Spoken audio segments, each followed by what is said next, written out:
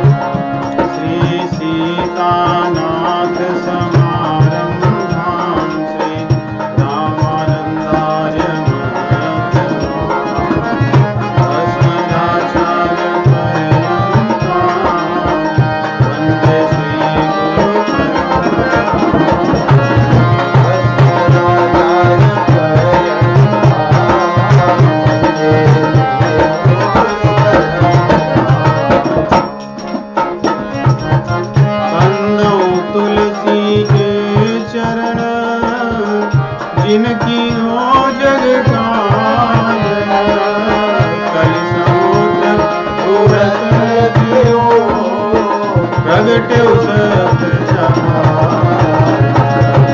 श्री राम जय राम श्री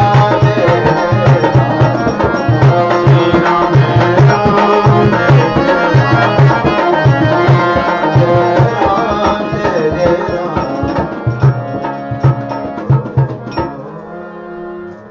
राम राम।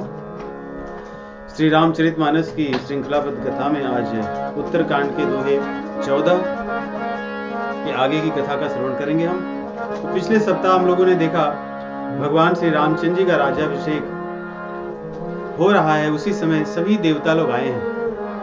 वे लोग स्तुति करके चले गए, तभी ब्राह्मण का वेश धारण करके चारों वेद आते हैं और वे सब लोग भगवान की स्तुति करते हैं। इतनी सुंदर स्तुति जिसमें सारे वेदों का सार है, क्योंकि वेद स्वतः हैं, इसलिए बड़े सरलता से 6 छंदों में भगवान के गुणों का गान करते हैं, भक्ति का गुणगान करते हैं, ज्ञान की महत्ता बताते हैं, परंतु माया का भी वर्णन करते हैं, जीव का वर्णन करते हैं और अंततोगत्वा अपनी इच्छा प्रकट करते हैं। उनकी इच्छा है कि ज्ञान हो या कोई भी अन्य साधन हो, सब अपने अपने स्थान पर है, परंतु हम आपके चरण कमलों में सदैव भक्ति प्राप्त करें, आपके चरण कमलों से प्रेम हो, ये प्रार्थना करके जाते हैं।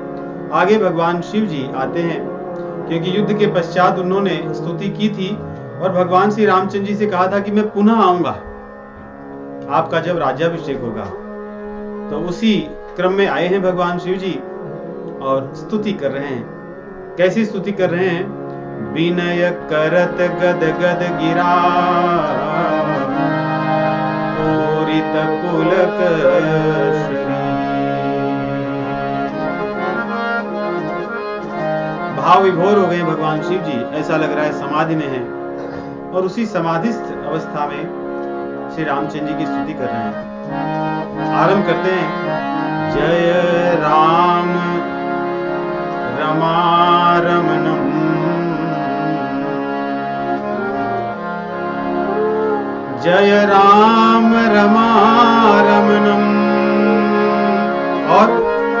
शमनम भवताप। और तीसरी चीज, पया भयाकुल पाही हरे। ये पंक्तियां बड़ी ही सार गर्भित हैं, भक्ति से भरी हैं, भगवान शिव जी के मुखारविंद से हैं। पहली पंक्ति में कह रहे भगवान आपकी जय हो, और आप भव रोग को शमन करने वाले हैं। भगवान शिव जी भव ताप, अर्थात भगवान शिव जी को ही भव कहा जाता है।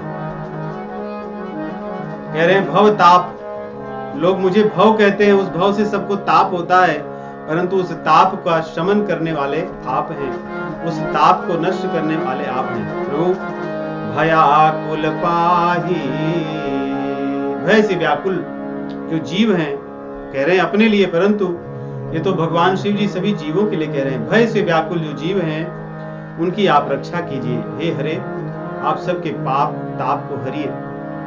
अवधेश, अब आप अवधेश बन चुके हैं, आप देवताओं के भी ईश हैं, सुरेश और रमा जी के भी ईश हैं आप, अर्थात आप सबके ईश्वर हैं, आपसे ऊपर कोई नहीं है। आप सर्वेश्वरेश्वरेश्वर हैं प्रभु, इसलिए आप शरणागत मागत पाही प्रभु। शरणागत मैं हूं, अर्थात मैं आपकी शरण में आया हूं, मैं आपसे मांग रहा हूं क्या कि आप मेरी रक्षा कीजिए। बड़ी सुंदर स्तुति है, स्तुति के भाव बड़े सुंदर हैं, विनम्रता से भरे हैं और भक्ति से ही पूरा छंद है, जो पूरी प्रार्थना है। आपका अवतार किस लिए हुआ है वो तो आपने कार्य कर लिया। 10 शीश विनाशन 20 भुजा, कृत दूरी महा मही भूरी।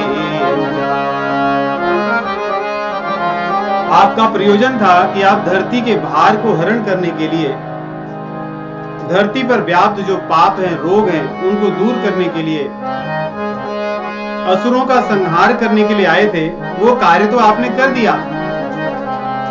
रजनी चरबिंद पतंग रहे,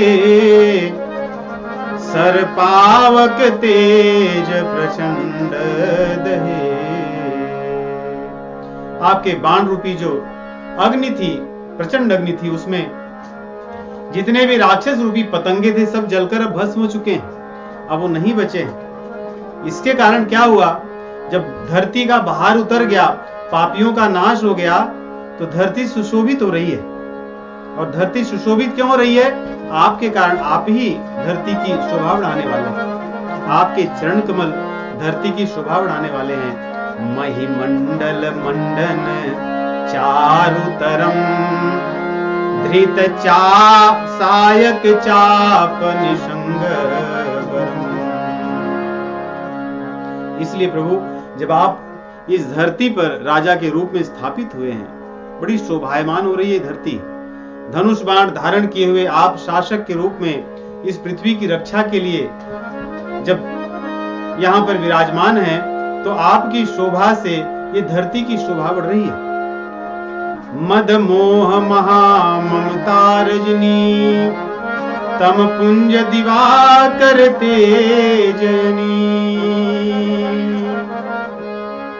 अब तक धरती पर अंधेरा ही था, परंतु अब जब आप राजा बन गए हैं तो धरती पर अब प्रकाश आया है। क्यों? क्योंकि मद मोह और ममता, इनके जो प्रतीक थे, मद मोह और ममता के, रावण, कुंभकर्ण, मेघनाद इत्यादि, वे सब अब नहीं रहे। इसलिए वो रात्रि अब बीत चुकी है, अब दिन हो गया है।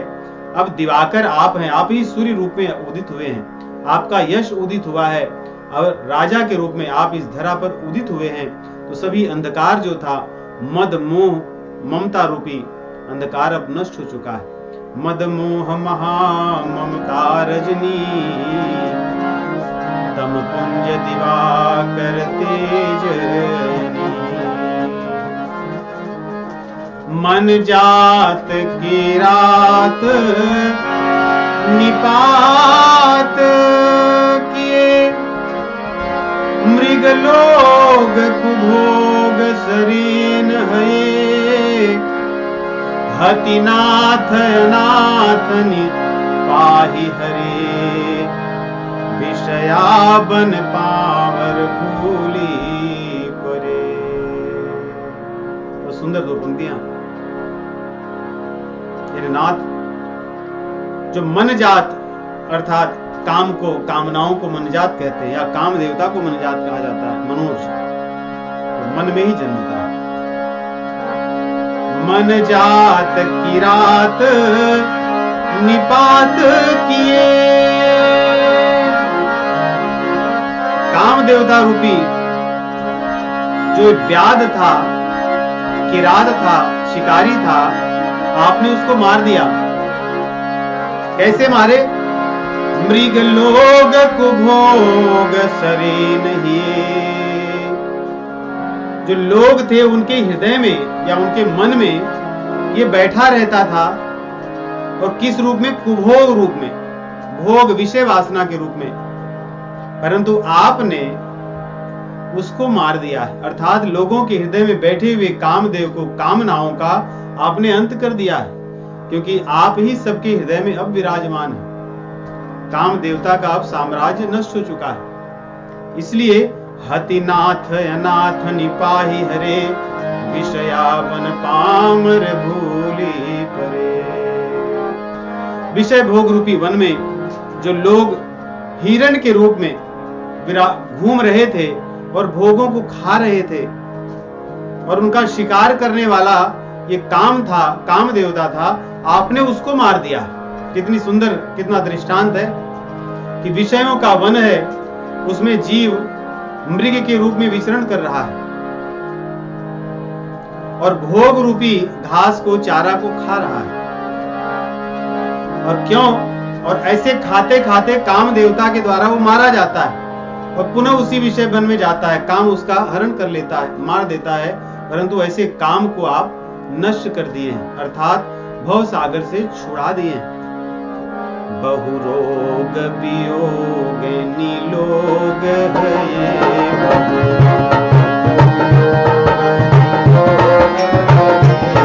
बहु रोग वियोग निलोग है,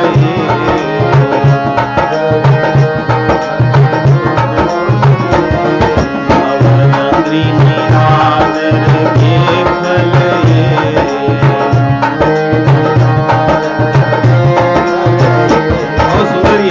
छंद की चौपाई है, पंक्ति है। भवदंगी निरादर के फल,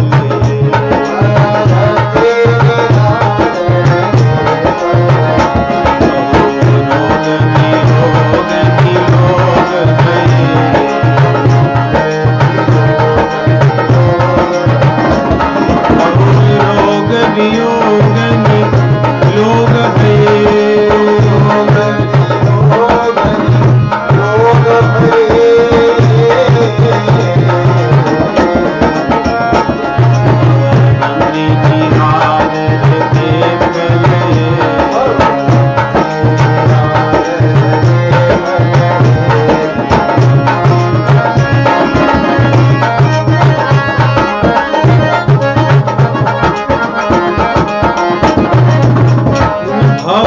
सिंधु बगाध परी नरते,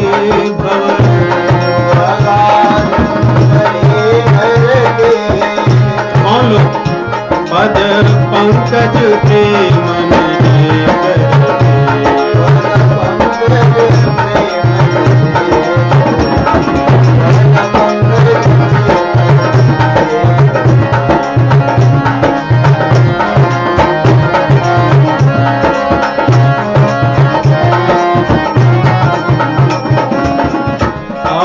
दीन मलिन दुखी नितही, जिनके पद पंकज प्रीति नहीं। दीन मलिन दुखी नितही, जिनके पद पंकज। तीन पंक्तियां बताते हैं कि भगवान के चरण कमलों से प्रेम न करने वाले की क्या दशा होती है या क्या दुर्दशा होती है। अति दीन मलिन दुखी नित ही जिनके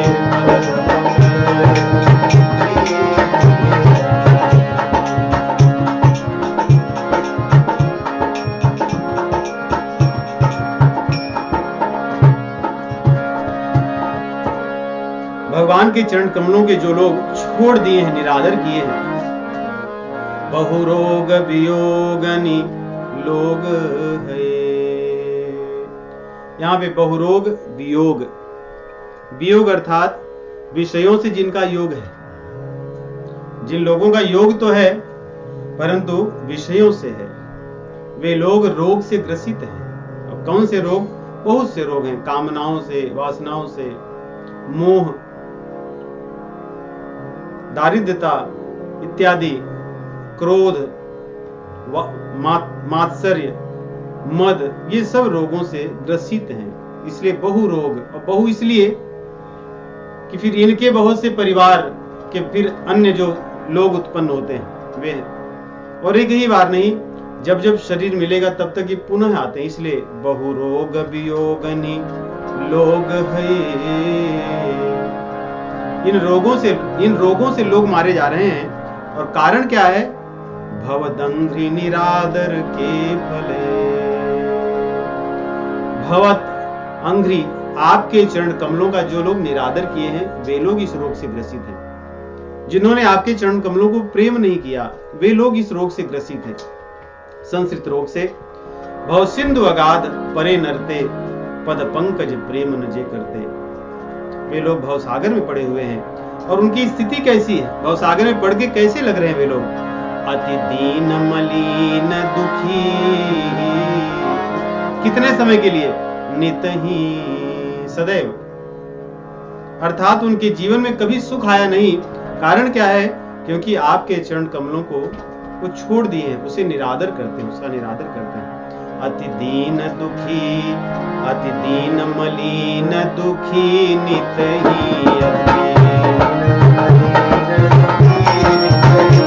अति दीन मलिन दुखी नित ही।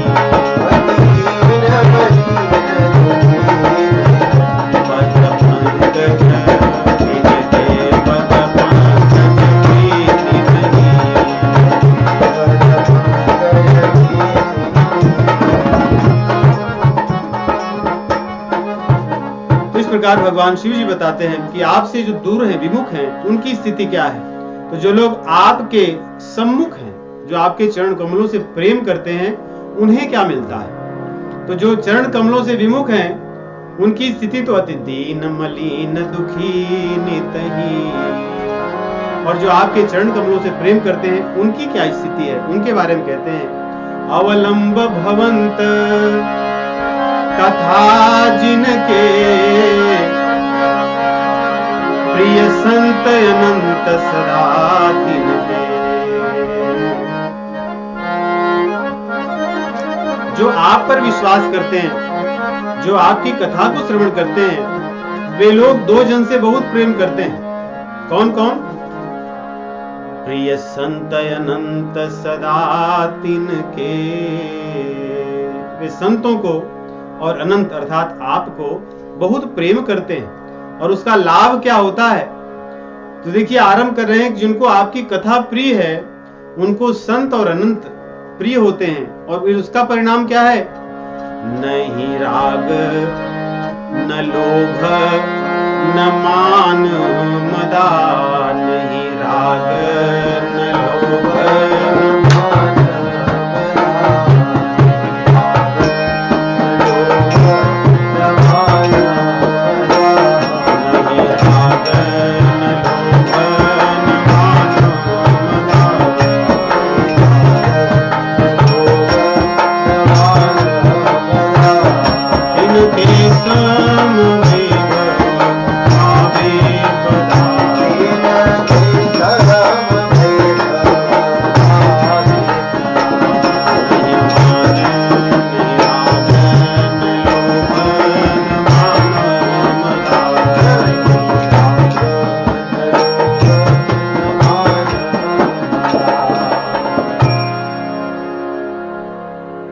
राम के चरण कमलों में प्रेम कैसे होता है, उस क्रम को ही भगवान शिव जी बता रहे हैं। एक तो जो आपसे विमुख हैं वे सदैव दीन मलिन दुखी नितहि, और जो आपकी कथा से प्रेम करते हैं उन्हें संत और अनंत ये प्रिय लगते हैं, और उससे उनके हृदय में रोग नहीं होता।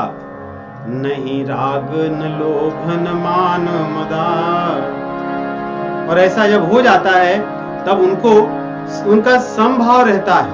सुख में दुख में, निर्धनता और धनाढ़ता दोनों स्थितियों में समभाव रहते हैं। क्यों? क्योंकि आपकी कथा से उन्हें प्रेम होता है, और उसका परिणाम क्या है? वे सदैव प्रसन्न रहते हैं। यही ते तव सेवक होत मुदा। यहाँ पे प्रसन्नता की वास्तव में कुंजी भगवान शिव जी बता रहे हैं, उसका क्रम बता रहे हैं। भगवान की कथा को श्रवण करने से जीव संतों से और अनंत से प्रेम करता है, उससे उसके हृदय के विकार दूर हो जाते हैं। हृदय के विकार दूर होने पर ही समता का भाव आता है, अर्थात दुख सुख में समान भाव होता है। और उसका परिणाम क्या होता है? उसका अपने आप पर, अपने बल पर, अपनी साधना पर विश्वास नहीं होता, केवल और केवल भगवान पर विश्वास होता है। कहां कह रहे हैं? मुनि त्यागत। मुनि लोग त्याग देते हैं क्या? जोग भरोस सदा। अपने बल पर किया जाने वाला जो साधन है उस पर विश्वास छोड़ देते हैं, तब आप पर विश्वास पूर्ण रूप से हो जाता है। और यही वास्तव में कुंजी है प्रसन्नता की। अपने पर कौन सा विश्वास है? किस चीज को करने में जीव समर्थ है? भी कलयुग में। कलयुग में कुछ नहीं होना वास्तव में। देखिए, एक से बढ़कर एक योगी हुए। हम लोग भरत महाराज जी की कथा श्रवण किए हैं भागवत पुराण में। जीवन भर इतना घोर तप किए, अंत में एक मृग के साथ करुणावश मृग के जो छोटे से शावक को देखने लगे, उसका पालन पोषण करने लगे, उन्हें मृग बनना पड़ा अगले जन्म में। इसी प्रकार हमने बहुत से और देखे। अजामिल की कथा हमने देखी। बहुत बड़ा पुण्यवान व्यक्ति था, ब्राह्मण था, परंतु कुछ समय के लिए उसका कुसंग हो गया था। और जो कुसंग हुआ था, कुछ क्षण का वर्णन आता है भागवत पुराण में, क्योंकि मार्ग में जाते हुए उसने कुछ दुष्प्रवृत्ति के लोगों को देखा। केवल उतने से ही उसका कुसंग हो गया और उसका पतन हो गया। यदि इन कथाओं को आधार मान करके अपना मूल्यांकन करें कलयुग में, तो अपने आप जो मान है, मद है, वो धूल में मिल जाएगा कुछ क्षण में ही, कि कौन सी साधना, कौन सा तप, कौन सा जप और कौन सा व्रत। परंतु एक चीज को कोई नहीं हटा सकता, वो है विश्वास। और विश्वास कैसे पता चलेगा दृढ़ है? उसके ऊपर कह रहे हैं, तीन के सम वैभवा विपदा। दुख या सुख में भगवान पर विश्वास बना रहे। वे हमारे, वो हमसे अच्छा जानते हैं, हमसे अधिक सामर्थ्यवान है, और हमसे अधिक तो प्रेम करने वाले हैं, हमसे अधिक करुणा करने वाले हैं, हमसे अधिक हमारा ध्यान रखने वाले हैं। ये विश्वास ही भगवान से हमें जोड़ सकता है। यही यहाँ पे लिटमस टेस्ट है। तीन के सम वैभव वा विपदा। तो इस प्रकार कह रहे हैं कि जो लोग आपके चरण कमलों में प्रेम करते हैं, वे लोग अपनी योग साधना पर जो विश्वास है वो नहीं रखते, आप पर विश्वास रखते हैं। और उससे लाभ क्या होता है? करी प्रेम निरंतर निर्मली, पद पंकज सेवत शोभहि।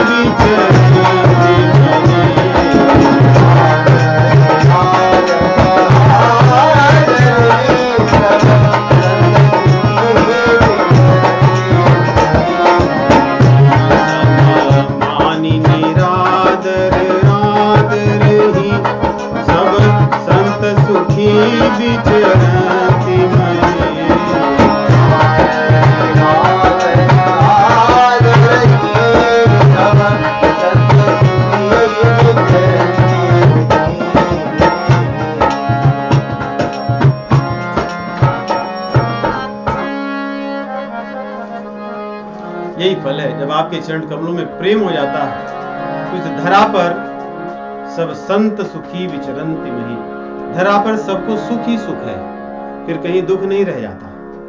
क्योंकि समभाव में, समभाव तभी संभव है जब भगवान के चरण कमलों से प्रेम हो, और उस भाव में कोई दुख नहीं है, तो सर्वत्र सभी अवस्थाओं में सुख ही सुख रहता है।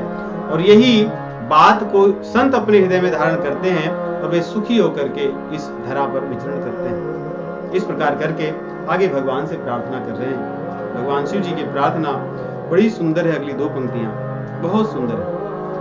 मुनि मानस पंकज भृंग भजे, रघुवीर महारणधीर।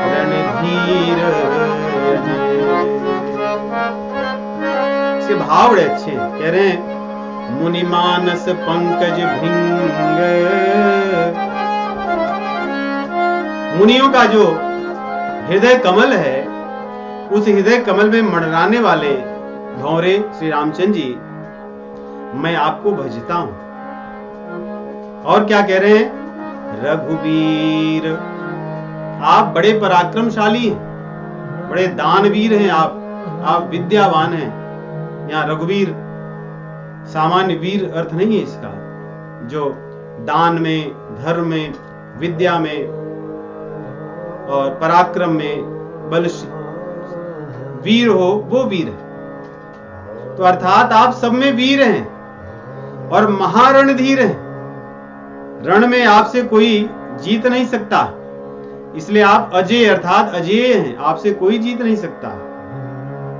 लेकिन मैं क्या कर रहा हूं?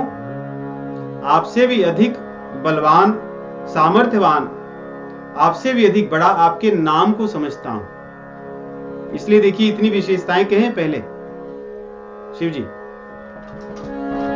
मुनि मानस पंकज भृंग भजे, रघुवीर महारणधीर यजे। ये सब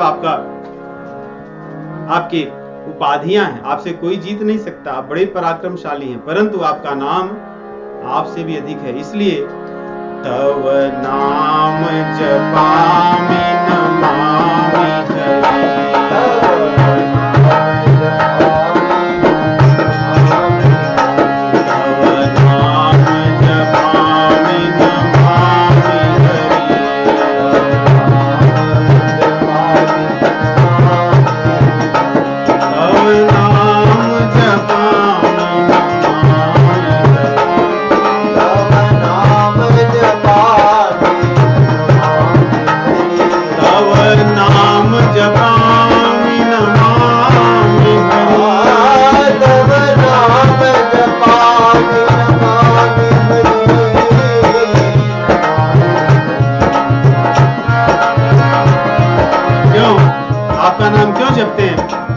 क्या विशेषता है? भवरोग महागत मान,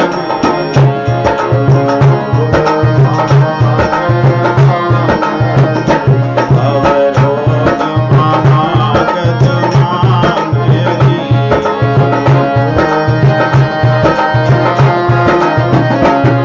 भवरोग महागत मान हरि।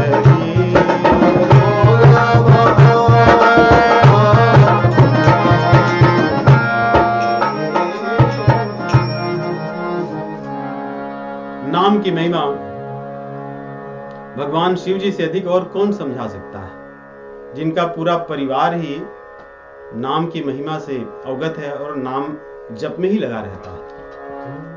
सारा परिवार विष्णु सहस्त्र नाम जपने के पश्चात ही माता पार्वती जी अपनी दिनचर्या आरंभ करती है। इसलिए समय बचाने के लिए भगवान शिव जी ने उन्हें समझाया कि राम कह लो, वही विष्णु सहस्त्र नाम के फल के बराबर है। तो जब तक वो राम नाम नहीं जप लेती तब तक कोई कार्य आरंभ नहीं करती। और भगवान शिव जी, तुम पुनि राम राम दिन राती, सादर जपऊ अनंग आराती। वे सदैव जपते रहते हैं। कब जपते हैं? दिन रात। तो दिन रात उनका यही बिजनेस इसलिए भगवान जाते जाते भी कह रहे हैं ये सब चीजें तो आपकी ठीक है प्रभु, आप रघुवीर हैं, रणधीर हैं, महारणधीर हैं, अजय, परंतु मैं आपके नाम को जपूंगा, क्योंकि आपका नाम इतना बलशाली है कि वो आपको कभी भूलने, हमारी कभी विस्मृति नहीं हो सकती। यदि आपका नाम जपते हम रहेंगे तो इतनी शक्ति है उसमें। आपके साथ रहेंगे और अगर नाम नहीं जपेंगे, हो सकता है कि आपको भूल जाएं, संभव है। परंतु आपके पास न भी हो और नाम जपेंगे तो आप सदैव हमारे पास रहेंगे, क्योंकि नाम जपने पर नामी सदैव पास में रहता है, नामी दूर नहीं होता, भले हम देखें या न देखें, नामी सदैव पास में रहता है। इसलिए भगवान शिव जी कह रहे हैं, तव नाम जपामि नमामि हरि, भवरोग महागद मानयरी। और मान का ये शत्रु है, या हे रामचंद्र जी आप मान के शत्रु हैं, अर्थात यदि नाम जपना है तो मान को छोड़ना होगा, अभिमान को छोड़ना होगा। इसलिए महाप्रभु चैतन्य जी अपनी शिक्षाष्टकम में कहते हैं, यदि नाम हरि कीर्तन करना तो तृणादपि सुनीचेन तरोरपि सहिष्णुना, अमानिना मान देन कीर्तनीय सदा हरि, कीर्तनीय सदा। भगवान सदैव कीर्तनीय है, परंतु उनका नाम कीर्तन कैसे जपना होगा? जब हम तृणादपि सुनीचेन, तृण जो घास है उससे भी विनम्र होंगे, तरोरपि सहिष्णुना, हम सहनशील होंगे वृक्षों से भी अधिक, और अमानिना मान देना, जो हमें मान न दे उनको भी हम मान दे, और अमानिना अर्थात जिनको और कोई मान नहीं देता उनको भी हम मान दें, जो हमें दे या न दे, या जिन्हें कोई दे न दे हम उनका भी मान करें। तब कीर्तनीय, तभी हम भगवान का भजन कर सकते हैं, नाम जप सकते हैं। इसलिए कह रहे हैं मान अरी, मान आप मान आपको अच्छा नहीं लगता, इसलिए मान को यदि हम हटा दें तभी आपके नाम को जप सकते हैं। और आपका नाम देता क्या है? भवरोग महागद, भवरोग का एक महाअगद है, महाअगद अर्थात महान औषधि है, और दूसरा महागद का अर्थ महागद, अगद कह देंगे तो औषधि हो गया, और गद अर्थात वाक्य है, महागद अर्थात महावाक्य है। महावाक्य किसको कहते हैं? जो सार्वभौम स्वीकृत जो सिद्धांत है उसे महावाक्य कहते हैं। जैसे जीव संसार में बंधा है, ये महावाक्य है, इस बात को कोई खंडित नहीं कर सकता। हर मनुष्य के कोई पिताजी होते हैं, ये महावाक्य है, इसका कोई खंडन नहीं कर सकता। वैसे ही भवरोग महागद मान, आपका जो नाम है यही भवरोग को दूर करने वाला है, ये महावाक्य है, इस वाक्य को कोई नहीं हटा सकता, अर्थात ये सत्य है, सार्वभौम सर्वत्र स्वीकृत वाक्य है। इस प्रकार करके भगवान शिव जी श्री रामचंद्र जी से कहते हैं, हे नाथ, मेरे हृदय में जो द्वंद्व भाव है उसको आप नष्ट कर दीजिए, और द्वंद्व भाव नष्ट करके आप क्या दीजिए मुझे? बार बार वर मांगो हरखि देहु श्री रंग, पद सरोज अनपायनी, भगति सदा सत्संग, पद सरोज अनपायनी, भगति सदा सत्संग। देखिए भगवान शिव जी इस प्रकार स्तुति करके गए, परंतु इससे एक बात समझ में आती है, रामचरितमानस में स्थान स्थान पर एक बात पर बल दिया गया है। यदि भगवान शिव जी की कृपा हो तो जीव को सहजता से भक्ति मिल जाती है रामचंद्र जी के चरणों में। इसी से लगता है, क्योंकि जहां पर भी उनके मुखारविंद से निकले हुए एक एक शब्द हैं, वो जीव के हृदय में भक्ति को दृढ़ करते हैं, सत्संग की ओर उसको मोड़ते हैं। अब यहीं अगर इनकी स्तुति को कोई केवल एक स्तुति को कुछ और न करे, इसी को अपने जीवन का सिद्धांत बना ले, तो रामचंद्र जी के चरणों में प्रेम निश्चित रूप से हो जाएगा। इसीलिए कहते हैं कि यदि उनकी कृपा हो तो जीव को भक्ति बड़ी सहजता से मिल सकती है। रामचंद्र जी कहते हैं, जेहि पर कृपा न करही पुरारी, कृपा न करही पुरारी, जेहि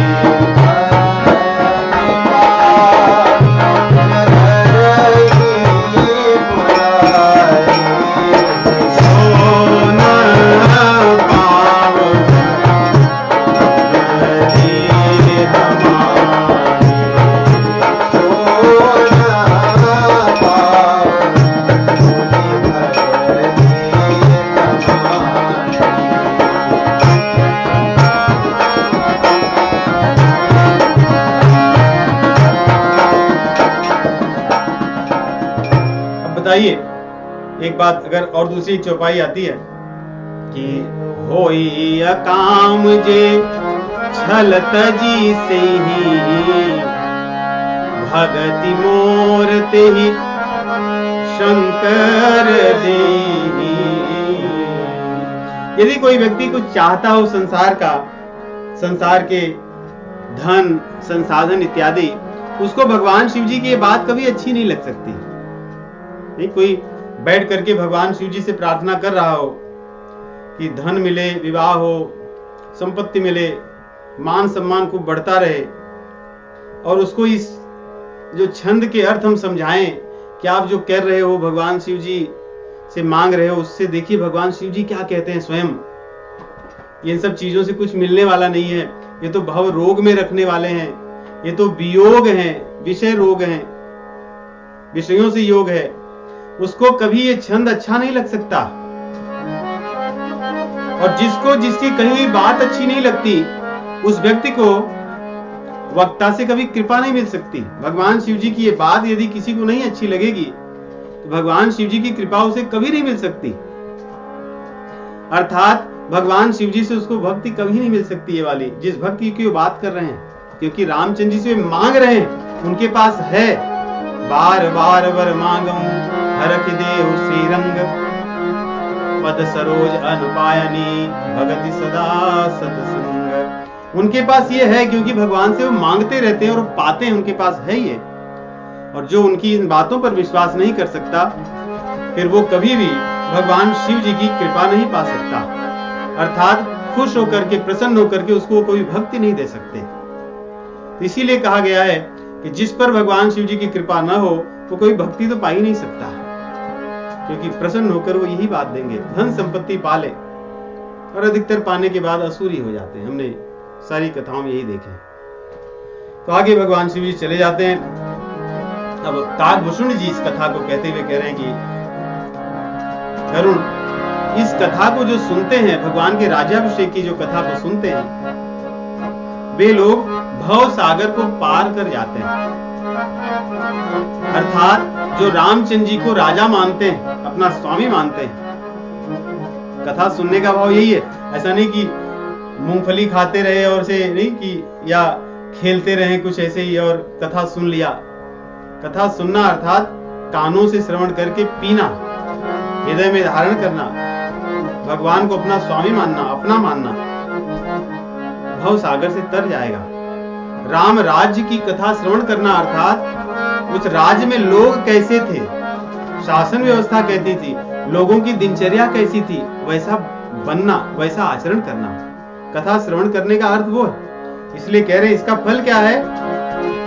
महाराज कर शुभ अभिषेका, सुनत लही नर।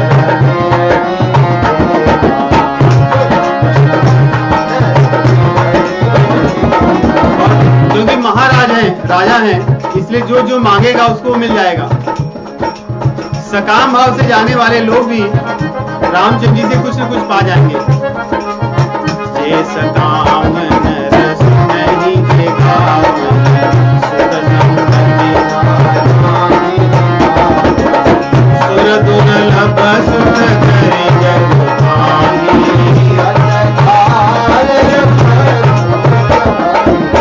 सुनहि विमोद केवल नहीं भगति गति।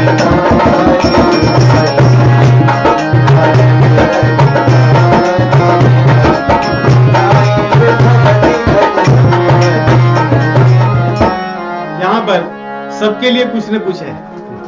कहते हैं, तो भगवान को अपना मान लेने वालों को कुछ न कुछ तो मिलेगा, जिसको जो चाहिए सो मिलेगा। क्योंकि भगवान का नाम ही वास्तव में चिंतामणि है। जो कहोगे सो देगा, तो भगवान भी चिंतामणि है। इसलिए सकामियों यदि उन्हें अपना मान ले, उनकी कामनाएं पूर्ण हो जाएंगी।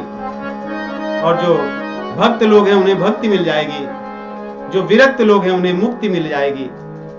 और विषयी लोगों का जीवन उन्हीं से तो चलता है। भगवान कहते हैं संसार में जो विषय भोग हैं वास्तव में मैं ही हूं, मुझसे पृथक कुछ नहीं है। पंचभूत भी मैं हूं, तन्मात्राएं मैं हूं, प्राण भी मैं हूं। तो इस प्रकार कह रहे हैं कि सब कुछ जो जिसे जो चाहिए भगवान से मिल सकती है। इस प्रकार कह के भगवान श्री रामचंद्र जी सभी को विविध प्रकार के दान दिए। जो जो आए थे, ब्राह्मणों को, याचकों को, सबको प्रसन्न किए और सभी लोग अपने अपने स्थान पर गए। इस प्रकार बहुत आनंद में दिन बीत रहा था। बीतते बीतते 6 महीने बीत गए। अब रामचंद्र जी के साथ जो उनके मित्र आए हुए थे, युद्ध करने के पश्चात सभी बंदर, भालू, विभीषण जी, निषाद राज गुहा, जितने लोग आए थे सब अयोध्या में इस समय। और 6 महीने बीत गया। अभिषेक बीतने के बाद कोई जाने का नाम नहीं ले रहा है। कौन जाना चाहेगा? तो एक दिन रामचंद्र जी कहते कि अब मैं चाहता हूं कि अब ये लोग अपने अपने कर्तव्य कर्म में लग जाएं। क्योंकि विभीषण जी का राज्य अलग है, सुग्रीव जी का अलग है, निषाद राज गुहा का अलग है, अन्य सभी लोगों के परिवार हैं, वहां पर भी नहीं जाना है, सबको छोड़कर आए। और ये बंदर वालू केवल इस पृथ्वी के ही भाग के नहीं है, ये पृथ्वी के कोने कोने से, अन्य स्थानों से, द्वीपों से आए हुए लोग हैं रामचंद्र जी की सेवा में। वहां पर भी नहीं जाना चाहिए, अपने अपने नगर को लौट जाएं। इसलिए भगवान श्री रामचंद्र जी कह रहे हैं यहाँ पे उनकी स्थिति कैसी है। बिसरे गृह सपने हो सोधि नाही, जिमि पर द्रोह संत मान माही। ये ऐसे आनंद में विभोर हैं, इन्हें अपने घर परिवार के लोग ऐसे भूल गए हैं कि कभी स्वप्न में भी कोई नहीं आया। कि कभी सपने में अपने परिवार के लोग आए हैं, बच्चे आए हों, पत्नी आई हो, या राज्य के कुछ लोग आए हों। कि भाई आदमी जिसका चिंतन करता है सपने में आते हैं। तो सोचिए ये स्थिति इनकी थी। अर्थात ये सपने में भी रामचंद्र जी के प्रेम से जुड़े हुए थे। ऐसे अनन्य भक्त हैं सब, इसीलिए रामचंद्र जी ने ऐसा प्रेम करते हैं। और यहाँ पर तो जीव का उल्टा नहीं होता कभी, कि सपने में कभी भगवान आ जाएं, सपने में कभी भगवान के भक्त आ जाएं, सपने में कभी जप करते रहें, नहीं सपने में कभी कथा श्रवण करते हो, कथा कहते हो। ये तो दुर्लभ स्थितियां हैं कलयुग में, इसलिए तुलना ही बड़ा विचित्र है। परंतु इन्हें सपने में अपना कोई स्मरण में नहीं आया। तब भगवान श्री रामचंद्र जी तब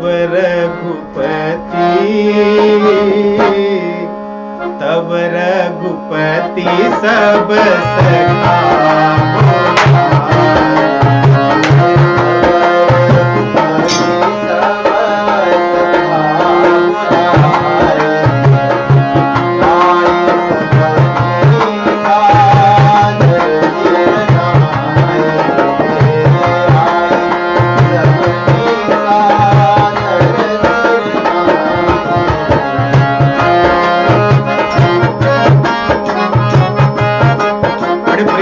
भगवान बुलाए हैं, आइए यहाँ आइए आप सभी लोग। लोगों को लगा कि क्या बात है, किस लिए भगवान बुला रहे हैं। जब लोग आ गए तो उन्हें भगवान बड़े प्रेम से कह रहे मेरे एकदम पास बैठो। कितने पास बैठे? एकदम पास बैठो, मैं प्रेम से कुछ कहना चाहता हूं। भगवान क्या कह रहे हैं?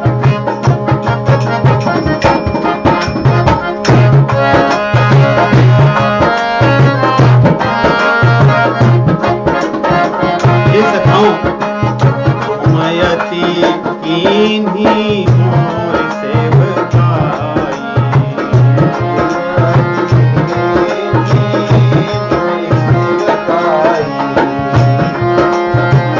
लोग एक दूसरे को देखने लगे, रामचंद्र जी को देखने लगे कि आप ऐसा क्यों कह रहे हैं। तो इसलिए भगवान कहते हैं नहीं नहीं, मैं मुंह पर बड़ाई कर रहा हूं, ऐसा मत सोचिए आप लोगों ने मेरे लिए बहुत कुछ किया जो मैं कह नहीं सकता। मुख पर के ही विधि करम बढ़ाई।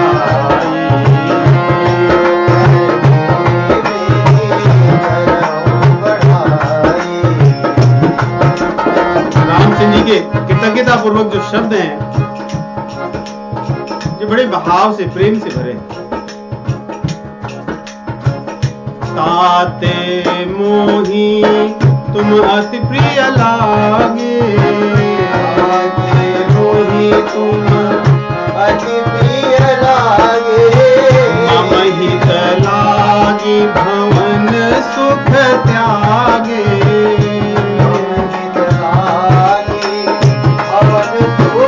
मैं जानता हूं कि आप लोग कभी सपने में भी अपने परिवार का नहीं सोचते, क्योंकि आपने हमारे लिए सब कुछ त्याग दिया। ये त्याग है, देखिए जिस त्याग की बातें हम करते हैं या सुनते हैं शास्त्रों में, यही त्याग है। जो त्यागात् शांतिरनंतरम, भगवान के लिए जब सब कुछ हम त्याग देते हैं तो शांति रूप में भगवान प्राप्त हो जाते हैं। मम हित लागे भवन सुख त्यागे।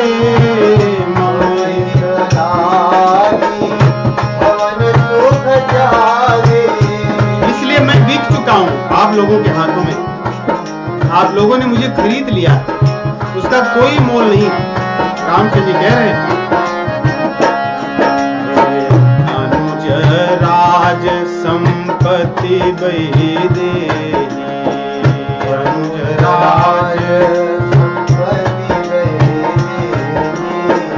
देह गेह परिवार स्नेही।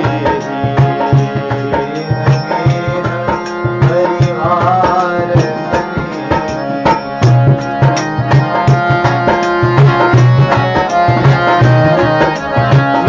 भाई, ये सारा राज्य, मेरे वैभव ऐश्वर्य राज्य का, और जानकी जी भी, ये सभी लोग, मेरा जो स्वयं का शरीर है, मेरा जो राज्य है, घर है, ये सब चीजें मुझे उतनी प्रिय नहीं जितने आप लोग।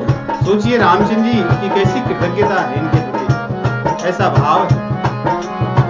सब मम प्रिय नहीं तुम ही समान।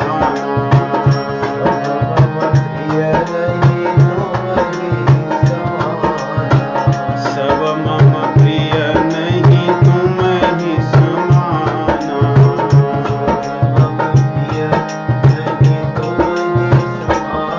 आप लोग को ऐसा ना हो कि मैं झूठ कह रहा हूं, बढ़ा चढ़ा करके, ऐसा कुछ नहीं।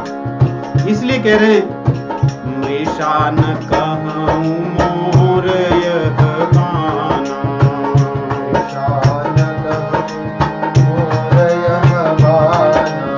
तो महाराज जी आप ऐसा क्यों कह रहे हैं? क्योंकि सेवक तो सभी के होते हैं, हम भी तो आपके सेवक, लेकिन सेवकों को कोई इतना प्रेम नहीं करता, फिर आप क्यों कर रहे हैं? तो इसका कारण रामचंद्र जी बता रहे हैं। इससे अधिक बड़ा और कोई कारण नहीं हो सकता। क्या है कारण? सबके प्रिय सेवक यह नीति।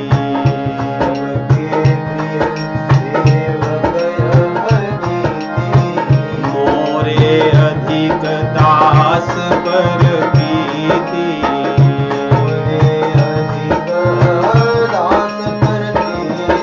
यही उत्तर है, इसमें कोई तर्क नहीं है, कोई यहाँ वहां की बातें नहीं। क्यों करते हैं? मोरे अधिक दास पर प्रीति,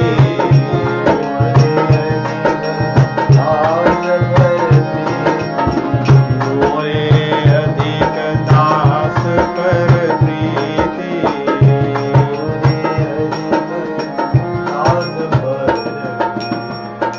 किसी को कि आपको कौन से रंग का कुर्ता अच्छा लगता है? मुझे श्वेत लगता है। कोई कहे मुझे पीला लगता है, तो हम उससे नहीं पूछते कि नहीं पीला क्यों लगता है, नहीं तुम्हें पीला क्यों अच्छा लगता है, ऐसी कोई प्रश्न नहीं उठता। मुझे पीला अच्छा लगता है, मुझे श्वेत अच्छा लगता है, मैं नमक कम खाता हूं। अब हम उससे विवाद नहीं करते तुम नमक कम क्यों खाते हो, क्योंकि उसको वो बस उसका स्वभाव है।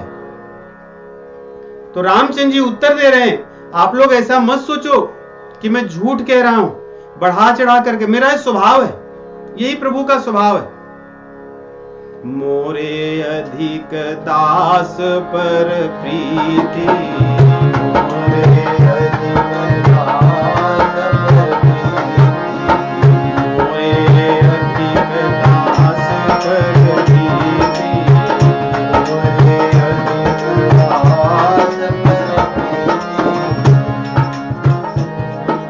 दास पर प्रीति। लीजिए, इसके आगे और कोई प्रश्न नहीं उठता। ये भगवान का स्वभाव है। बस जीव का स्वभाव जैसे सामान्यतः विषय भोगों में रहता है, वैसे भगवान का स्वभाव है कि अपने दास को अपने सभी चीजों से अधिक प्रेम करते हैं। दास के सामने भगवान को और कुछ प्रिय नहीं है। इसलिए रामचंद्र जी कहते हैं, आप लोग तो मेरे पास तब भी थे, मेरे साथ तब भी थे जब इनमें से कोई नहीं था। अनुज राज संपत्ति बैदेही, देह गेह परिवार स्नेही, इसमें से कोई मेरे साथ नहीं था, तब भी आप लोग मेरे साथ थे। न तो मेरे अनुज थे, न तो वैदेही थी, न तो राज्य था, न तो कोई संपत्ति थी, न तो महल था, फिर भी आप सब मेरे साथ बने थे सदैव। इसलिए मुझे आप लोगों से बहुत प्रेम है। मैं इतना प्रेम और किसी को नहीं करता।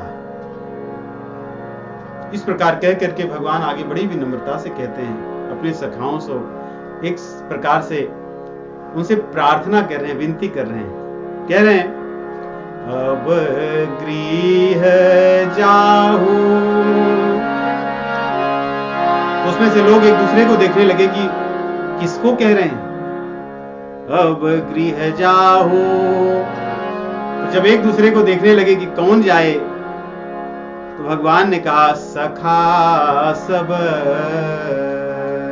आप सब लोग जाइए। अब गृह जाओ सखा सब, जाके क्या करोगे? भजे हूँ मोहि दृढ़ ने,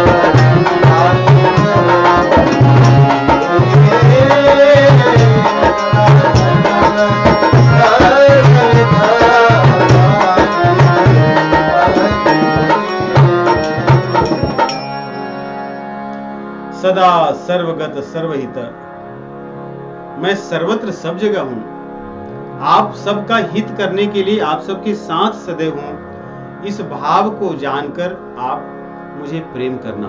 प्रेम करने का भगवान यहाँ सिद्धांत भी बता रहे हैं। जैसे हमारे सामने तो भगवान नहीं, लेकिन भगवान हमारे साथ हैं, उनकी वाणी सदैव विद्यमान है। हम प्रेम कैसे करते हैं, किसको करते हैं? जिसको हम अपना हितैषी मानते हैं। जिसको हम अपना हितैषी नहीं मानते उससे प्रेम नहीं करते। इसलिए भगवान कह रहे हैं कि मुझे ही अपना हितैषी समझना। भोक्तारं यज्ञ तपसा सर्वलोकमहेश्वरम्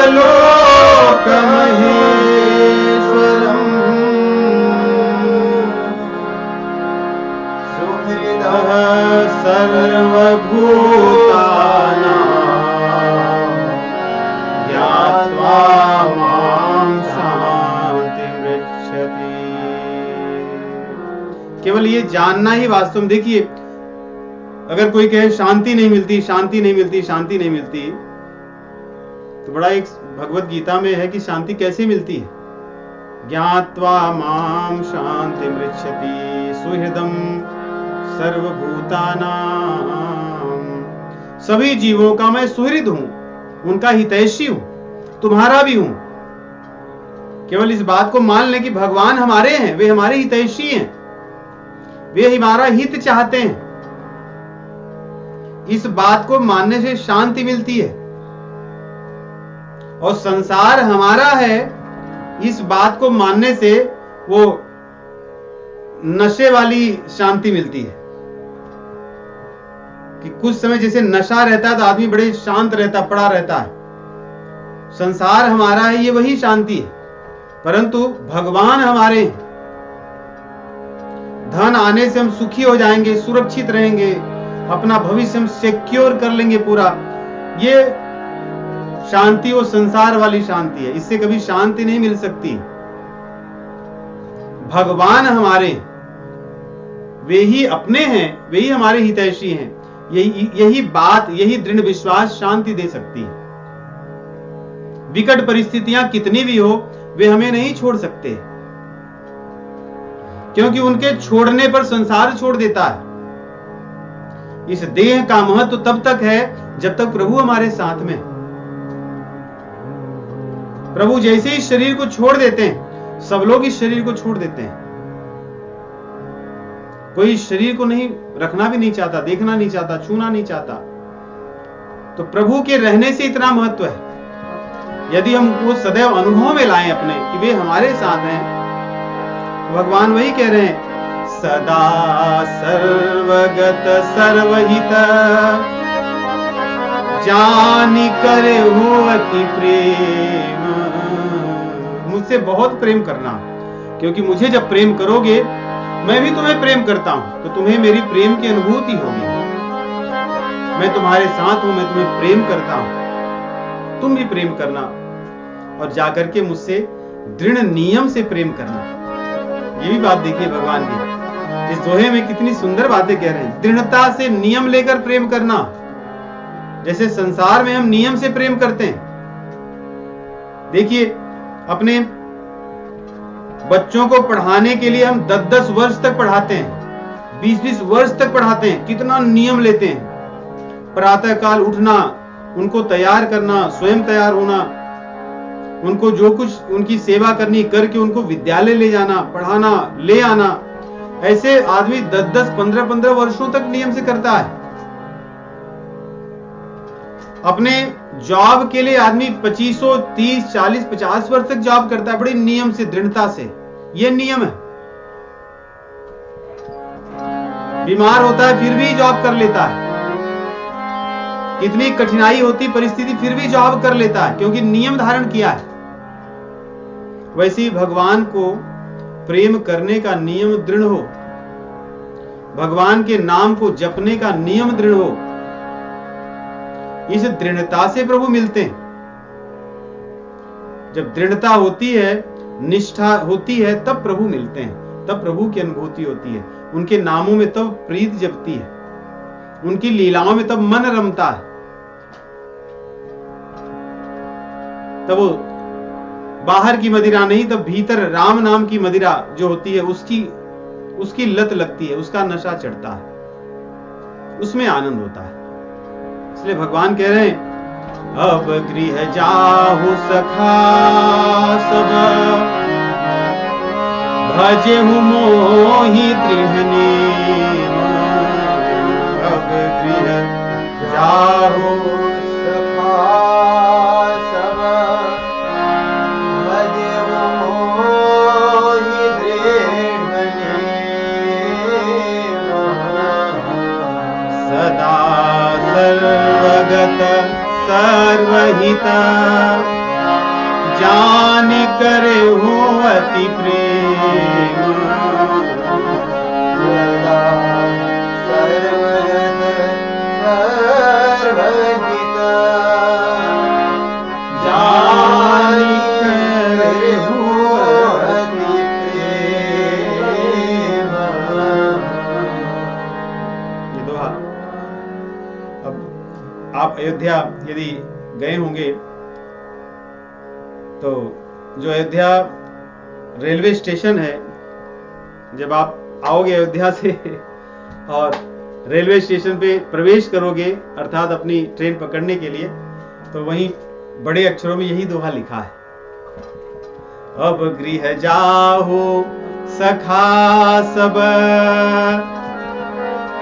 करेहु भजेहु मोहि दृढ़ नेम। अब गृह जाहु सखा सब, भजेहु मोहि दृढ़ नेम। सदा सर्वगत सर्वहित, जानि करेहु अति प्रेम।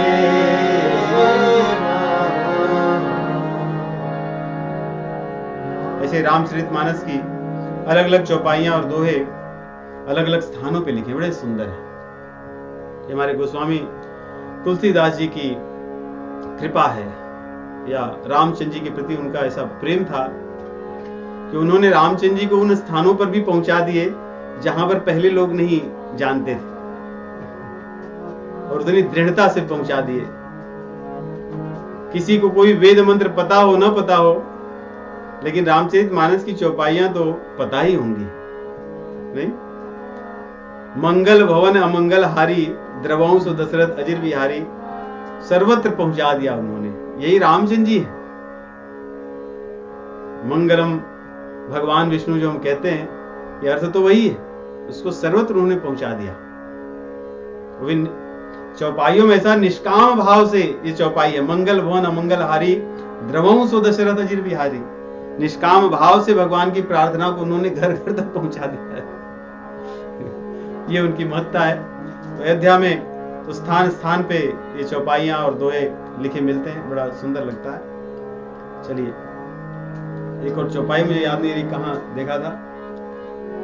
रामचंद्र के चरित सुहाए, रामचंद्र के चरित सुहाए, रामचंद्र के चरित सुहाए,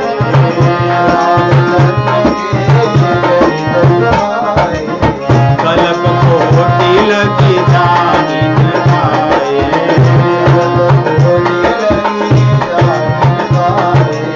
कल्प कोटि लगी जाहि न